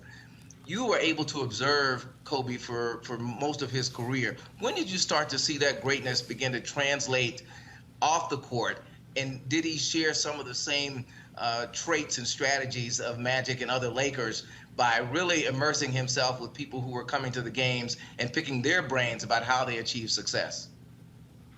Yeah, Kobe was a quiet gatherer of assets and information. You know, I can't think of any athletes that upon his retirement goes out and wins an Oscar. That just doesn't happen. And, you know, I had an opportunity to go down to Orange County once and do a one-on-one interview in his office. And Kobe's up at 5 o'clock, you know, every morning. And he's in his office. And he loves to tell stories. That's why he wrote that short documentary that won the Oscar. And then one of the things that really upsetting is that we didn't get to see the second half of his career. He gave us everything, man. He gave us blood, sweat, and tears as a basketball player, as an athlete. And really, we were looking forward to his second career, whatever it was he was going to do. He had Mamba Academy. He loved to write short stories. He had a plethora of global exposure and deals globally. It was huge all over China. So he was getting ready to do some big things. And of course, he had committed to the daughter that really loved the way he played the game and really wanted to carry on, you know, the Kobe brand. I mean, he didn't have any sons, and she was going to do it, Gigi. So his commitment to his kids, you know, Kobe had evolved. We all do. You know, we all as young athletes coming in, no matter if we come from high school or we come out of college, we all go through this evolution of growing up. And sometimes we all have to sit with ourselves and, you know, take constructive criticism. And then we evolve as something authentic and real. And so I think that's what happened to Kobe. And he had, you know, kind of ascended into a really cool guy and a good dad and someone you could appreciate, you know, where he had come from and what he was trying to do going forward. James Worthy, we certainly appreciate you joining us to share your thoughts about Kobe Bryant. Thanks a bunch. You got it, brother. All right, folks. Final thoughts. I'll start with you, Roy Johnson. Again, I think what James said, he said many great things. He said it was a quiet gatherer of information. But I think what I heard most was that we didn't get to see the second half, and that the second half was probably going to be as exciting. It was certainly going to be an embodiment of his work ethic, as embodiment of his intellect, an embodiment of his evolution as a human being, as a man, as a father, and someone who just was going to continue to chase greatness. So I think that's what we are all going to miss. We'll all have the highlights. We will see the great plays, but we all wonder, what could Kobe Bryant have done off the court as a father, as a husband, as a business person, as a producer in Hollywood, and it's just a script that never got to be written. Kevin Merida. Well, just to pick up on what Roy said, the next act was an important act. It reminded me of something my colleague Dominic Foxworth said on one of the shows this morning, that a lot of times athletes, when they leave the profession, he said for him, he was kind of lost. You know, it's hard to find your footing, and the bigger you are in your initial profession, and as big as Kobe was, to then segue into the next thing, all eyes are on him, and to have and to look and see some early accomplishment, but we didn't quite know. That's the part that kind of sticks with me, that just how difficult it is to really, establish yourself as a Hall of Fame in one profession, and now you got the next half of your life, and you got to try to live up to your own greatness. And I was really looking forward to seeing how that was going to evolve. Eton. I think that was beautifully said by both of you. I want to repeat everything that you said, but I'll go in a different direction. On social media, there's a lot of people who are kind of criticizing people for sending condolences and being torn up and grieving for someone who they didn't know. And, so I would say to them, keep that same energy when you lose a loved one, and, you're asking social media to pray for you and pray for your family, who people also don't know. It's important to allow everyone to grieve, and everyone is grieving this incredible loss of Kobe Bryant. You don't have to know him to be able to grieve. You grieve for his family. You grieve for his surviving daughters, who are now going to miss a father and a sister. You grieve for the pain that they're going to feel, and that's what makes us human. So allow people to grieve, and this is definitely an incredible loss. People say that. I think that, the reality is, one, it's a silly statement, because they don't know the impact that someone has on someone else they've never met. I mean people all around the country. Right. People have stopped me in other countries. Yesterday, I'm flying. I did ABC This Week yesterday. I'm in the airport. I'm at JFK, and I walked by. The sister goes, "Oh my God, Roland Martin." I was like, "How you doing?" She walked over. She shakes my hand. She said, "I watched you when I was 16 years old when you were on CNN, and you have no idea how you changed my life. Mm-hmm. I just want to shake your hand." Mm-hmm. She had no idea she was ever going to meet me. So when people, and so that's just the reality. People impact us, who are musicians, who are actors, who are entertainers, who are politicians. There are people, when Rosa Parks' body was lying in state in the U.S. Capitol, in the Rotunda, the lines, they had to actually stop. Those lines would have went on for an entire week. Most of the people never met her. Right. But it was what she did. Right. And that's the reality. It's what people do. I was, I was just looking at a video on Twitter. Ice Cube said when he heard the news, first thing he did was text Kobe to see if he texted him back. And I always talk about this all the time, that when someone passes, do you delete their numbers out of your phone? So Dick Gregory passed, but I still got Dick Gregory's number on my phone. Other people have done the same thing. I sent this text today, and it was just because I hadn't posted it, but I sent this text today to Kobe's number, and it was and obviously he passes away. Cell phones with him, but it also is a way for you to still remember somebody. Go ahead, Henry. And it was simple as this: rest in peace, my brother. Real simple. And it doesn't matter if you only had one conversation or more, but you still appreciate who somebody is and what they have done in their life and how they've touched people. We've talked about how he was a tremendous family man, and I want to end the show with this compilation that we put together about Kobe and his family. We'll certainly be covering this story, talking to many others over the next week who knew him, who worked with him, to get their thoughts. We'll be doing so. Folks have been hitting me up who we couldn't reach today, who'll be coming on. I certainly want to thank Elgin Baylor and James Worthy and John Sally, as well as Jamal and Mark Spears. We had Jamel Hill, but she had to go on assignment, so we'll try to get her tomorrow. I want to thank Eton and Kevin and Roy Johnson as well for sharing their thoughts and reflections on the great Kobe Bryant, passed away yesterday at the age of 41, along with his daughter Gigi and 7 others in a tragic helicopter crash there in Los Angeles. Folks are still trying to get details of what happened. NTSB, as well as the FBI and others, are still investigating. Hopefully we'll know exactly what took place. But we wanted to end this tribute to Kobe Bryant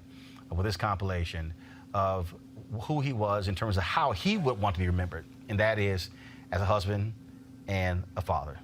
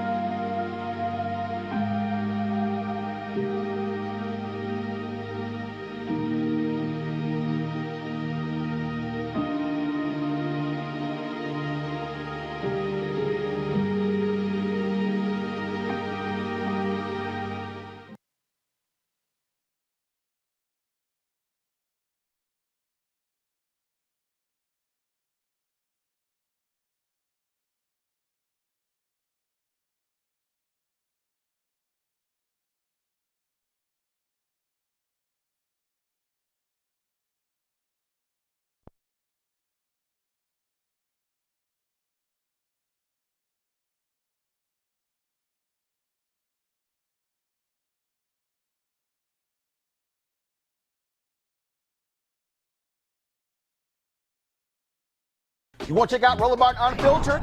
YouTube.com/Roland S. Martin. And subscribe to our YouTube channel. There's only one daily digital show out here that keeps it black and keep it real. It's Roland Martin Unfiltered. See that name right there?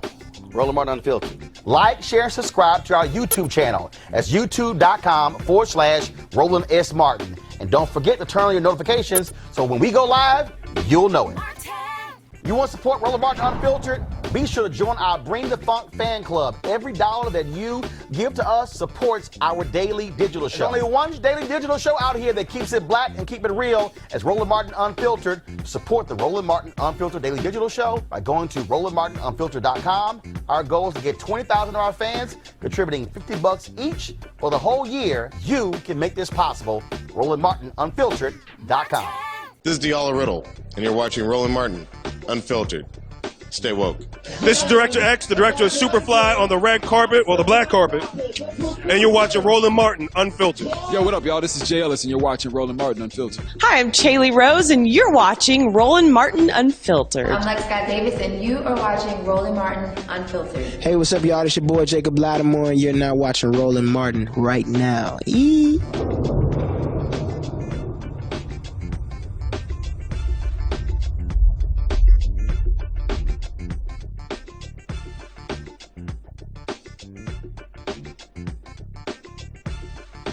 Hey fam, want to check out Roland Martin Unfiltered? The blackest show on all of digital, cable, and broadcast. Check out our audio podcast.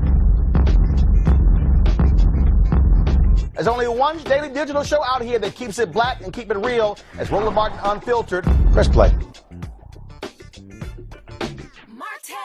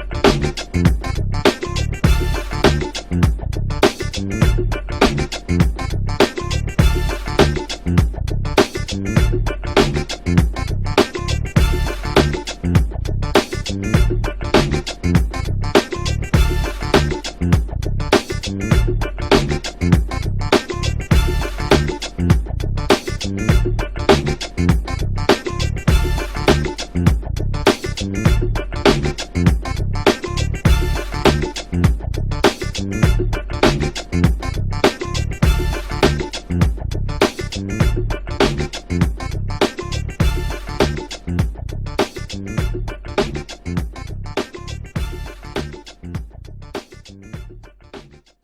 want to check out Roland Martin Unfiltered? YouTube.com/Roland S. Martin. And subscribe to our YouTube channel. There's only one daily digital show out here that keeps it black and keep it real. It's Roland Martin Unfiltered. See that name right there? Roland Martin Unfiltered. Like, share, and subscribe to our YouTube channel. That's YouTube.com/Roland S. Martin. And don't forget to turn on your notifications so when we go live, you'll know it. Hey everybody, this is Sherry Shepherd. You're watching Roland Martin Unfiltered, and while he's doing Unfiltered, I'm practicing the wobble. Yes, I am. Because Roland Martin's the one, he will do it backwards, he will do it on the side. He messes everybody up when he gets into the wobble, because he doesn't know how to do it, so he does it backwards. And it messes me up every single time. So, I'm working on it. I got it. You got Roland Martin. Hi, my name is LaToya Luckett, and you're watching Roland Martin Unfiltered. What's going on, everybody? It's your boy Mac Wiles, and you are watching Roland Martin Unfiltered. What's up, y'all? It's Ryan Destiny, and you're watching Roland Martin Unfiltered. What up, Lana Well, and you are watching Roland Martin Unfiltered.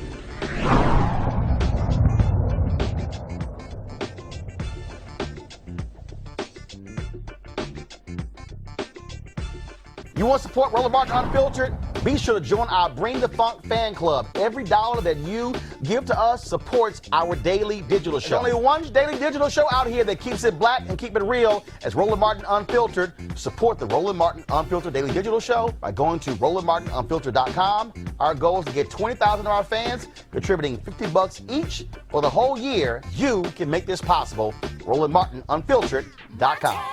Hey fam, want to check out Roland Martin Unfiltered? The blackest show on all of digital, cable, and broadcast. Check out our audio podcast. There's only one daily digital show out here that keeps it black and keep it real. It's Roland Martin Unfiltered. Press play. Martin.